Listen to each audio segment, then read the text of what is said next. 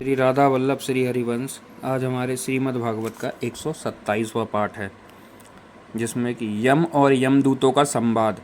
राजा परीक्षित ने पूछा, भगवान, देवादिदेव धर्मराज के वंश में सारे जीव हैं। भगवान के पार्षदों ने उन्हीं की आज्ञा भंग कर दी तथा उनके दूतों को अपमानित कर दिया। जब उनसे दूतों ने यमपुरी में जाकर उनसे अजामिल का वृत्तांत कह सुनाया, तब सब कुछ सुनकर उन्होंने अपने दूतों से क्या कहा। ऋषिवर, मैंने पहले यह बात कभी नहीं सुनी कि किसी ने किसी भी कारण से धर्मराज के शासन का उल्लंघन किया हो। भगवान, इस विषय में लोग बहुत संदेह करेंगे और उसका निवारण आपके अतिरिक्त दूसरा कोई नहीं कर सकता, ऐसा मेरा निश्चय है। श्री सुखदेव जी ने कहा, परीक्षित, जब भगवान के पार्षदों ने यमदूतों का प्रयत्न विफल कर दिया, तब उन लोगों ने संयमिनी पुरी के स्वामी एवं अपने शासक यमराज के पास जाकर निवेदन किया। यमदूतों ने कहा, प्रभु, संसार के जीव 3 प्रकार के कर्म करते हैं, पाप, पुण्य अथवा दोनों से मिश्रित। इन जीवों को उन कर्मों का फल देने वाले शासक संसार में कितने हैं? यदि संसार में दंड देने वाले बहुत से शासक हो तो किसे सुख मिले और किसे दुख, इसकी व्यवस्था एक सी नहीं हो सकती। संसार में कर्म करने वालों के अनेक होने के कारण यदि उनके शासक भी अनेक हो तो उन शासकों का शासकपना नाम मात्र का ही होगा। जैसे एक सम्राट के अधीन बहुत से नाम मात्र के सम्राट होते हैं, इसलिए हम तो ऐसा समझते हैं कि अकेले आप ही समस्त प्राणियों और उनके स्वामियों के भी अधीश्वर हैं। आप ही मनुष्यों के पाप और पुण्य के निर्णायक, दंडदाता और शासक हैं।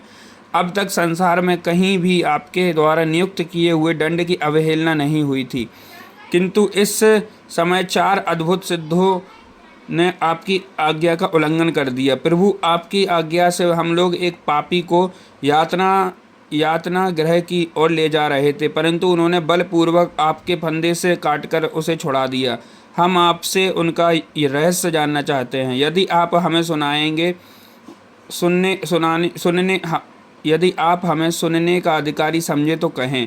प्रभु, बड़े ही आश्चर्य की बात हुई कि इधर तो अजामिल के मुँह से नारायण यह शब्द निकला और उधर वे डरो मत कहते हुए झटपट वहाँ आ पहुँचे। श्री सुखदेव जी कहते हैं, जब दूतों ने इस प्रकार प्रश्न किया, तब देव शिरोमणि प्रजा के शासक भगवान यमराज ने प्रसन्न होकर श्री हरि के चरण कमलों का स्मरण करते हुए उनसे कहा। यमराज ने कहा, दूतों, मेरे अतिरिक्त एक और ही चराचर जगत के स्वामी हैं। उन्हीं में यह संपूर्ण जगत सूत में वस्त्र के समान ओतप्रोत है। उन्हीं के अंश ब्रह्म, विष्णु और शंकर इस जगत की उत्पत्ति, स्थिति और प्रलय करते हैं। उन्हीं ने इस सारे जगत को नए हुए बैल के समान अपने अधीन कर रखा है। मेरे प्यारे दूतों, जैसे किसान अपने बैलों को पहले छोटी छोटी रस्सियों में बांधकर फिर उन रस्सियों को एक बड़ी आड़ी रस्सी में बांध देते हैं, वैसे ही जगदीश्वर भगवान भी ब्राह्मण आदि वर्ण, ब्रह्मचर्य आदि आश्रम रूप छोटी छोटी नाम की रस्सियों में बांधकर फिर सब नामों को वेदवाणी रूप बड़ी रस्सी में बांध रखा है। इस प्रकार सारे जीव नाम एवं कर्म रूप बंधन में बंधे हुए और भयभीत होकर उन्हें ही अपना सर्वस्व भेंट कर रहे हैं। दूतों, मैं इंद्र, निश्चति, वरुण, चंद्रमा, अग्नि, शंकर, वायु, सूर्य, ब्रह्म, 12 आदित्य, विश्वेश देवता, 8 वसु, साध्य 49 मरुत, सिद्ध 11 रुद्र, रजोगुण और तमोगुण से रहित भृगु आदि प्रजापति और बड़े बड़े देवता सबके सब सत्व प्रदान होने पर भी उनकी माया के अधीन है तथा भगवान कब क्या किस रूप में करना चाहते हैं इस बात को नहीं जानते। कब दूसरों की बात ही क्या है।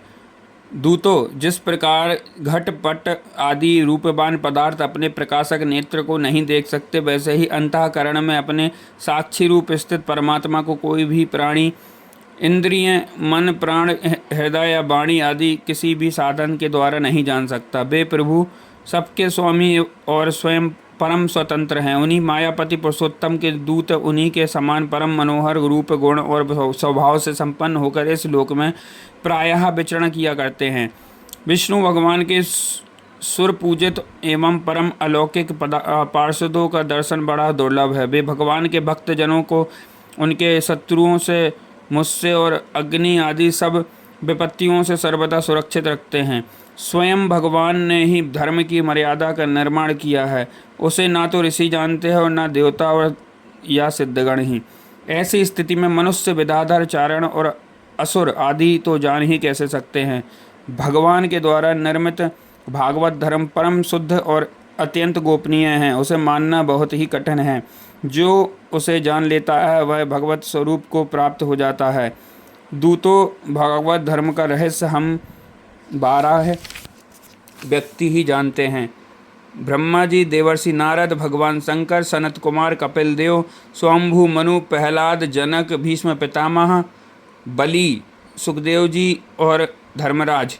इस जगत में जीवों के लिए बस यही सबसे बड़ा कर्तव्य परम धर्म है कि वे नाम कीर्तन आदि उपायों से भगवान के चरणों में भक्तिभाव प्राप्त कर लें। प्रिय दूतों, भगवान के नामोच्चारण की महिमा तो देखो। अजामिल जैसे पापी भी एक बार नामोच्चारण करने मात्र से मृत्यु पास से छुटकारा पा गया। भगवान के गुण, लीला और नामों का भली भांति कीर्तन कर मनुष्यों के पापों का सर्वदा विनाश कर दे। यह कोई उसका बहुत बड़ा फल नहीं है, क्योंकि अत्यंत पापी अजामिल ने मरने के समय चंचल चित्त से अपने पुत्र का नाम नारायण उच्चारण किया। इस नामाभास मात्र से ही उसके सारे पाप तो क्षीण हो ही गए, मुक्ति भी प्राप्ति हो गई। बड़े बड़े विद्वानों बुद्धि कभी भगवान की माया से मोहित हो जाती है। विकर्मों के मीठे मीठे फलों का वर्णन करने वाली अर्थवाद रूपिणी वेदवाणी में ही मोहित हो जाते हैं और यज्ञादि बड़े बड़े कर्मों में ही संलग्न रहते हैं तथा इस